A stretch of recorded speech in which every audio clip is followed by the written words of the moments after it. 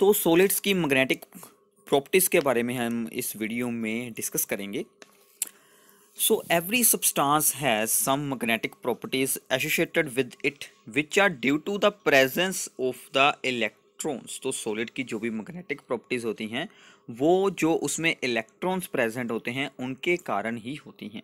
Each electron in an atom, solids के अंदर atoms होते हैं, उनके अंदर जो इलेक्ट्रॉन्स हैं it behaves like a small magnet, वो एक स्मॉल मैग्नेट की तरह बिहेव करता है। इट्स मैग्नेटिक मोमेंट, जो उसकी मैग्नेटिक मोमेंट बनती है वो दो टाइप के मोशंस के कारण होती है। एटम के अंदर जो इलेक्ट्रॉन है उसके दो टाइप के मोशंस होते हैं। First is it's orbital motion around the nucleus, तो ये है हमारा न्यूक्लियस, इसको देखते हैं ध्यान से। So this is the nucleus, और इसके अराउंड जो इलेक्ट्रॉन मूव करता है, रेवोल्यूशंस होती हैं उनकी, उस रेवोल्यूशंस के कारण। एंड सेकंड, ये मान लीजिए हमारा इलेक्ट्रॉन है और इलेक्ट्रॉन जो अपने एक्सिस के आसपास स्पिन करता है, जैसे हमारी अर्थ स्पिन भी करती है और सन के अराउंड रिवॉल्व भी करती है, तो जो ये इसकी स्पिन के कारण अलग से मैग्नेटिक मूवमेंट बनेगी और ऑर्बिटल के अराउंड, ऑर्बिटल में रेवोल्यूशन के कारण अलग से मैग्नेटिक मूवमेंट बनेगी। So these two type of the motions are the main cause of the magnetic properties. So spin around its own axis and orbital motion around the nucleus. Electron एक charged particle है and वो इन motions के कारण एक small loop of the current के जैसे behave करता है। सो इलेक्ट्रॉन चार्ज होने के कारण जब वो ऑर्बिटल में मूव करता है, रिवॉल्व करता है या फिर स्पिन करता है, then it behave as a small loop of the current. So small loop of the current हमेशा जो है वो मैग्नेटिक फील्ड को जनरेट करता है, इसलिए इसमें मैग्नेटिक मूवमेंट्स बन जाती हैं। सो ये है, आप इसको याद रख सकते हैं as a origin of the magnetic properties of a solid, जो कि इलेक्ट्रॉन्स की मूवमेंट की वजह से ही होती हैं। Thus each electron has a permanent spin, उसकी एक परमानेंट स्पिन बन जाती है and an orbital magnetic movement associated with it.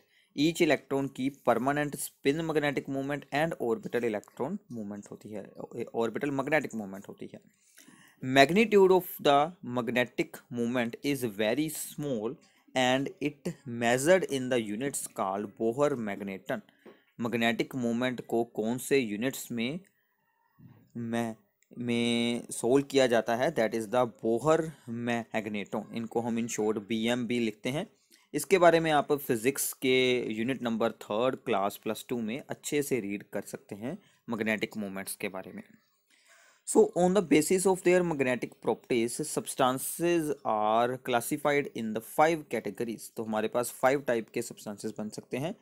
So the first one is the paramagnetic, second is the diamagnetic, third is the ferromagnetic, then antiferromagnetic, then ferrimagnetic। तो ये सभी names आपको याद रखने हैं।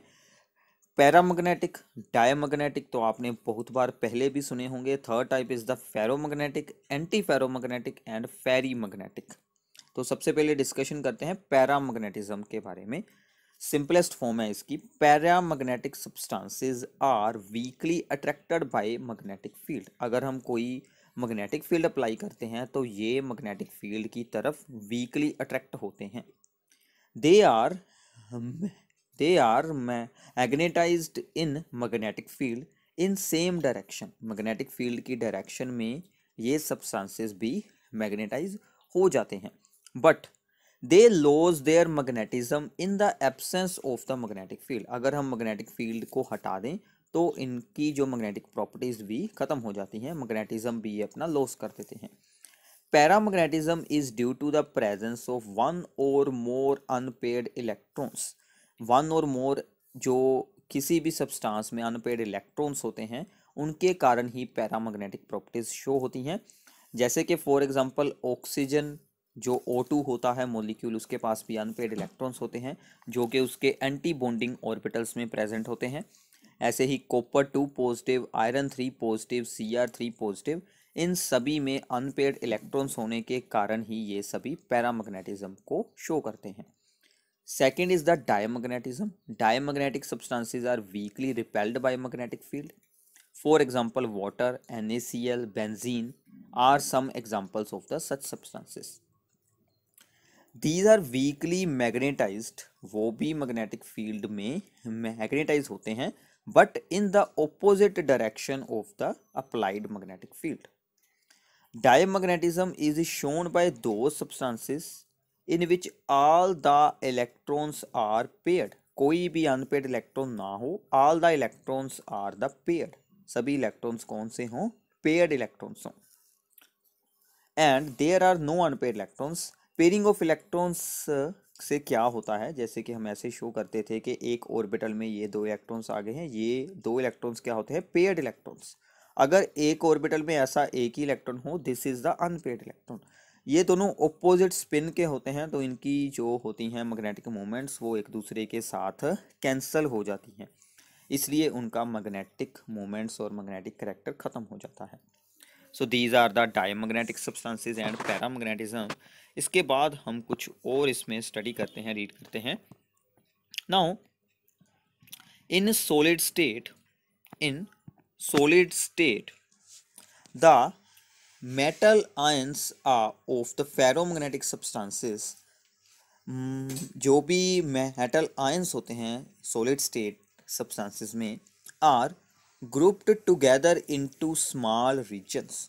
वो सभी ग्रुपिंग बना लेते हैं, उनकी मैग्नेटिक मोमेंट्स की डायरेक्शन जिनकी सेम होती हैं वो सभी एक ग्रुप बना लेते हैं, and these are called the domains. जो उनका ग्रुप है मेटल आयंस का, उसको हम डोमेन कहते हैं, और उसको ऐसे यहाँ पर रिप्रेजेंट किया जाता है, एरो उनकी डायरेक्शन को शो करता है। Thus each domain act as a small magnet in an unmagnetized piece of ferromagnetic substance. The domains are randomly oriented. जब उस पर कोई भी एक्सटर्नल मैग्नेटिक फील्ड ना अप्लाई की गई हो, तो ये सभी डोमेन्स रैंडम डायरेक्शंस में होती हैं, कोई भी इनकी डायरेक्शन हो सकती है randomly. When the substance is placed in the magnetic field, जब इस सब्सटेंस को मैग्नेटिक फील्ड में प्लेस किया जाता है, all the domains gets oriented, ये सभी डोमेन्स ओरिएंटेड हो जाती हैं, मतलब मैग्नेटिक फील्ड की डायरेक्शन के साथ ओरिएंट कर सकती हैं और उसके ऑपोजिट भी ओरिएंट कर सकती हैं। On the basis of this orientation of the substances are of the three types. First one is the ferromagnetic substances, जिनकी सभी डोमेन्स एक ही डायरेक्शन में ओरिएंट करती हैं एक्सटर्नल मैग्नेटिक फील्ड में। Then there is an anti ferromagnetic, जिनकी opposite जो होते हैं डोमेन्स, वो इनमें कि आप इसको ऐसे याद रख सकते हैं कि यहाँ पर equal number of domains are in the parallel and anti parallel direction, मतलब जितनी डोमेन्स इस तरफ हैं उतनी ही ऑपोजिट हैं, तो इनकी जो इसमें ओवरऑल मैग्नेटिक फील्ड होती है वो इसमें जीरो हो जाती है। सो फेरोमैग्नेटिक सब्सटेंसेस के बारे में रीड करते हैं। When all the domains gets oriented in the direction of the magnetic field and a strong magnetic effect is produced, this ordering of domains persists even when the magnetic field is removed and ferromagnetic substance becomes permanent magnet. अगर हम magnetic field को हटा भी देते हैं तो भी ये डोमेन्स ऐसे ही मैग्नेटाइज हुई रहती हैं, और जिसके कारण इनमें के परमानेंट मैग्नेटिज्म आ जाता है। Substances like iron, cobalt, nickel, gadolinium, CrO2 are attracted very strongly by magnetic field. Such substances are called the ferromagnetic substances. Besides strong attractions, these substances can permanently magnetized. इनको permanently magnetize भी किया जा सकता है, but उसके लिए हमें काफ़ी strong magnetic field की ज़रूरत पड़ती है। एंटी फेरोमैग्नेटिज्म हम ऑलरेडी यहाँ पर एक्सप्लेन कर चुके थे कि जिसमें इक्वल नंबर ऑफ डोमेन्स होंगी पैरेलल एंड एंटी पैरेलल, और ओवरऑल इफेक्ट को वो कर देंगी कैंसल आउट। इसकी एग्जांपल याद रखिएगा, MnO मैंगनीज का ऑक्साइड है। Third one are the ferrimagnetism, जिसमें पैरेलल और एंटी पैरेलल तो होंगे but not in the equal number. यहाँ पर दो हैं, यहाँ पर अपवर्ड और वन इज द डाउनवर्ड, फिर से दो upward one is the downward. So overall जो रिजल्टेंट मैग्नेटिज्म होगा वो 0 नहीं होगा। So ferromagnetism is observed when the magnetic moments of the domains in the substance are aligned in parallel and anti-parallel direction in the unequal number।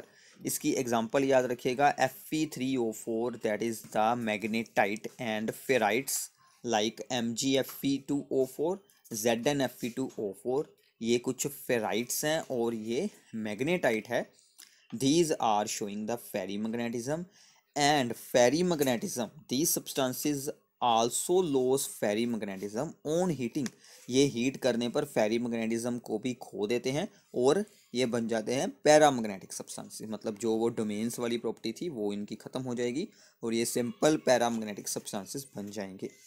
तो ये सभी आपको 5 types of the substances को याद रखना है, काफ़ी ये आपके लिए इंपॉर्टेंट टर्म्स हैं। और इसके बाद जो हमारा लास्ट टॉपिक है इस यूनिट का, that is very very important, coordination number increases with increase in the pressure. हम किसी सॉलिड पर प्रेशर, हाई प्रेशर, काफ़ी ज़्यादा हाई प्रेशर अप्लाई करते हैं तो उसका कोऑर्डिनेशन नंबर इंक्रीज किया जा सकता है।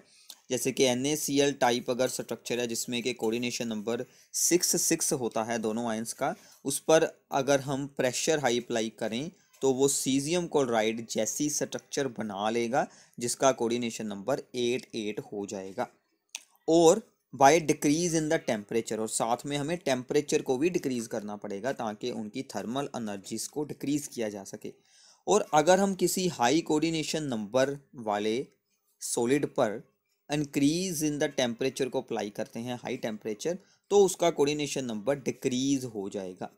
तो ये आपको याद रखना है कि इंक्रीज करेंगे pressure, coordination number gets increased, and अगर इंक्रीज करेंगे टेम्परेचर तो coordination number decreases. This is very very important thing, ये आपको ज़रूर याद रखनी है। अक्सर ये हमारी स्किप हो जाती है बट आपको ये याद रखना है, इस पर बहुत सारे एग्जाम में बेस्ड MCQs पूछे जा चुके हैं।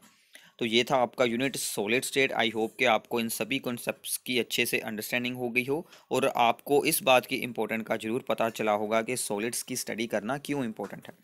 Thanks for watching this video, and आपको सॉलिड स्टेट की सभी वीडियोस, सॉल्यूशन चैप्टर और भी बाकी सभी चैप्टर्स की फुल क्लासेस हमारे चैनल पर मिल जाएंगी और आपको इन वीडियोस को ज़्यादा से ज़्यादा शेयर करना है। Thank you.